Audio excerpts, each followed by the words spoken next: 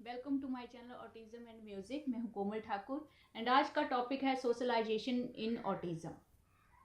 तो सबसे पहले तो हम लोग समझते हैं थोड़ा सा कि ये सोशलाइजेशन जो है इसका एक नॉर्मल बच्चे की लाइफ में क्या रोल है। तो गाइस, हम सबको पता है कि एक नॉर्मल बच्चा जो होता है जब वो सोसाइटी में जाता है तो वो ये अपने आप समझ जाता है नेचुरली कि जो लोग हैं एज ए ह्यूमन बीइंग उससे क्या एक्सपेक्टेशन रखते हैं और क्या चीज़ें उसको सोसाइटी में करनी चाहिए, क्या नहीं करनी चाहिए, क्या रूल रेगुलेशन है as a human being in our society. तो ये एक्सपीरियंस जो है वो एक नॉर्मल बच्चा नेचुरली कर लेता है। लेकिन जो हमारे ऑटिस्टिक बच्चे होते हैं वो सोशलाइजेशन को नेचुरली नहीं कर पाते हैं। तो ऑब्वियसली हम लोगों को उनको सिखाना पड़ेगा कि as a human being society में क्या रूल रेगुलेशंस होते हैं, वो हम लोगों को उनको समझाना पड़ता है। हम ये नहीं सोच सकते हैं कि एज के साथ उनमें वो चीज़ें अपने आप आ जाएंगी, अभी छोटा है अभी रहने दो, एज के साथ अपने आप ठीक होगा। अब जब भी उसको सोसाइटी में ऐसे एक्सपोज करेंगे तो आपको किसी भी एज में करो चाहे आपको प्रॉब्लम्स आएंगी ही। कब तक आएंगी?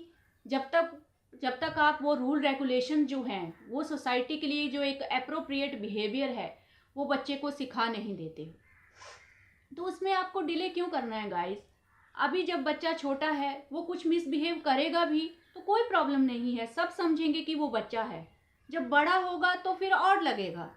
तो इस चीज़ को आप समझिए और अभी से जैसे ही बच्चा छोटा है उसी टाइम से उसको ट्राई कीजिए।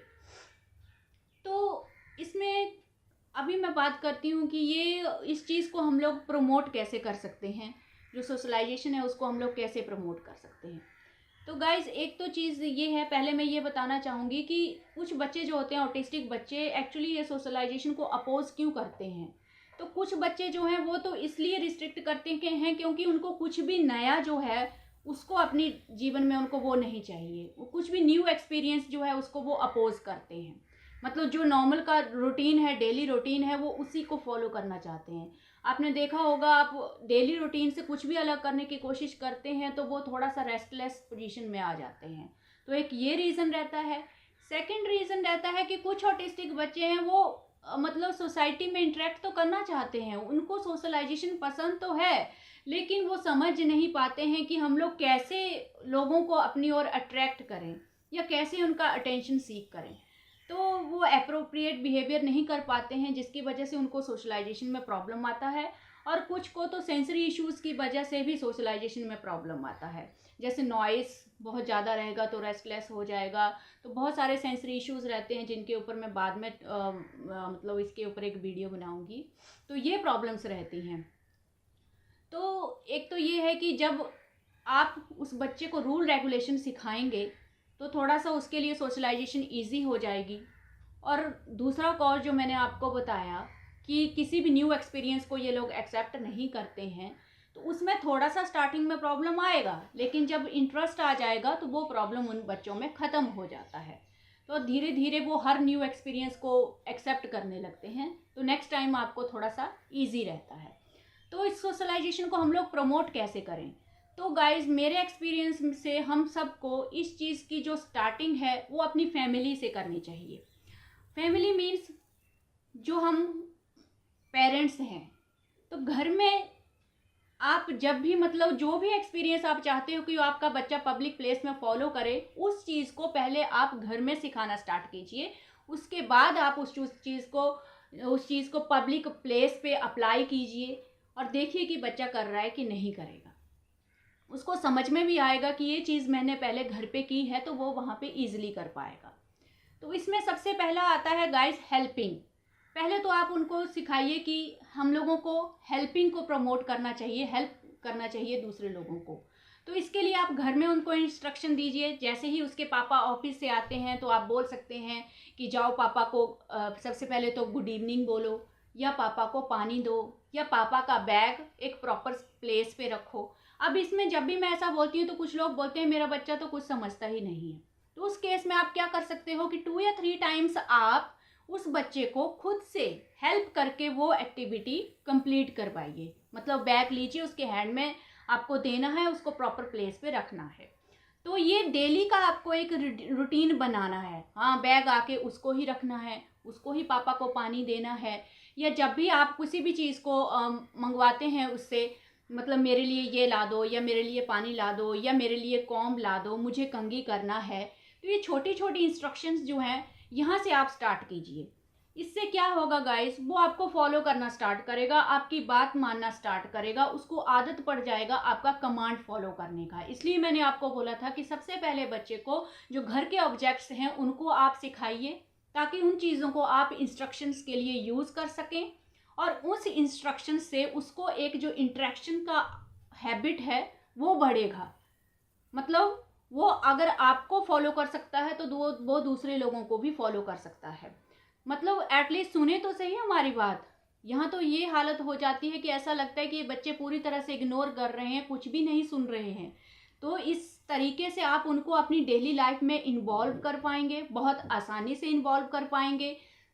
गाइस, बहुत ही कम प्रॉब्लम होता है, थोड़े दिन के लिए प्रॉब्लम होता है, लेकिन जब उनको आदत पड़ जाती है ना, तो नेक्स्ट टाइम आपको कोई डिफ़िकल्टी नहीं आती है, वो हर नई चीज़ को करने के लिए रेडी हो जाते हैं।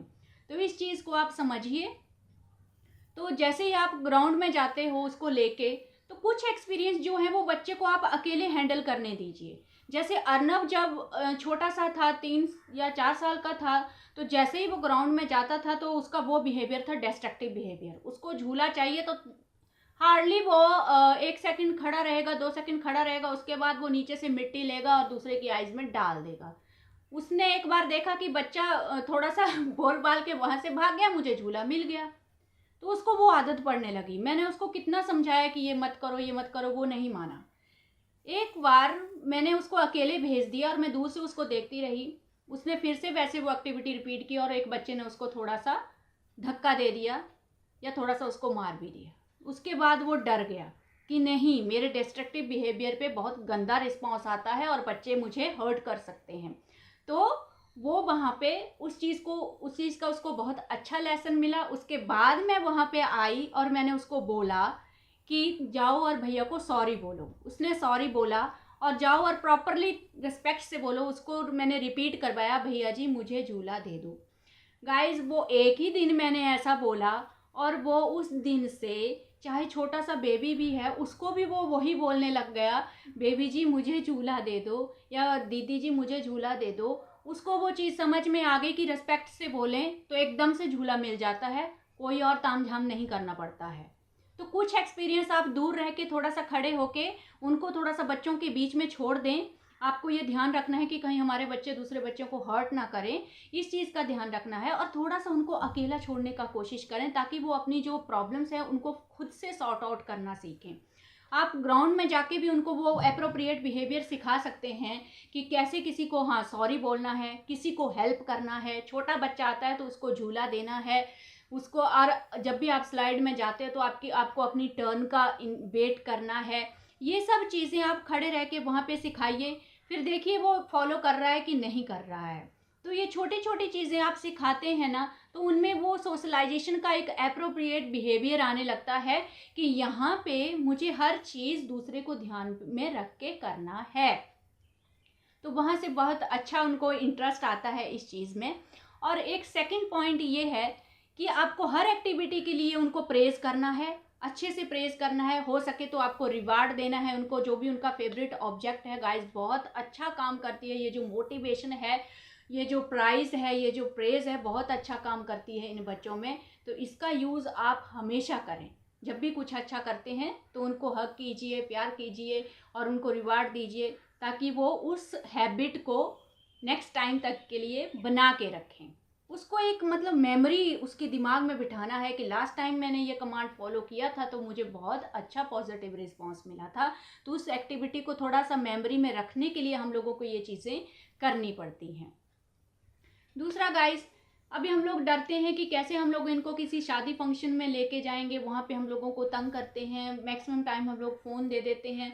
सबसे पहली तो बात, हम लोग कुछ भी फ़ोन देते हैं या टॉयज़ देते हैं तो गाइस उससे होता क्या है, प्रॉब्लम वहीं की वहीं बनी रहती है। वो आप जितने टाइम के लिए फ़ोन दे के रखते हैं वो तो वहाँ पे सीख नहीं पाया कि उसके आसपास क्या हुआ और कौन सी एक्टिविटी उसके पास आसपास हो रही है। तो तो वह वहाँ से तो उसने कुछ नहीं सीखा, और दूसरा आपने भी वो मौका गंवा दिया उसको एक पब्लिक प्लेस में कैसे बिहेव करना है वो सिखाने का। मैं मानती हूँ कि थोड़ा नहीं बहुत प्रॉब्लम होता है, मैंने भी झेला है। ऑब्वियसली मेंटल ट्रॉमा जैसा हो जाता है, कई बार ऐसे बिहेव करते हैं।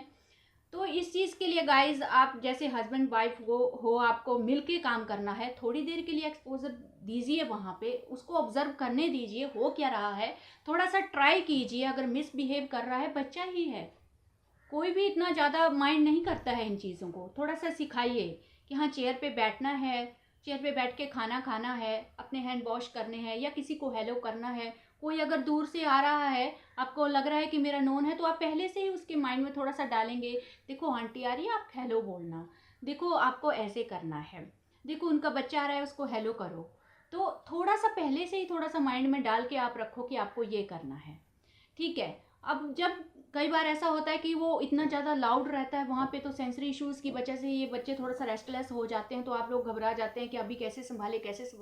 तो कोई बात नहीं, थोड़ा सा 5 मिनट्स के लिए आप उस माहौल से उसको बाहर लेके चले जाइए, इमीजिएटली वो ठीक हो जाता है सेंसरी इशू। जब वो प्रॉब्लम नहीं रहता है, उसके पीछे का कॉज आप हटा देते हो, थोड़ा सा उसको मतलब एक पीसफुल स्पेस में लेके जाते हो, तो वो इमीजिएटली सेटल हो जाता है। 5 मिनट्स के बाद फिर से लेके आइए आप। एक अगर पब्लिक से इंटरेक्ट करता है तो दूसरा थोड़ा सा उसको ध्यान देगा। तो टर्न वाइज आप ऐसा कर सकते हैं, हम लोग ऐसा ही करते थे गाइस।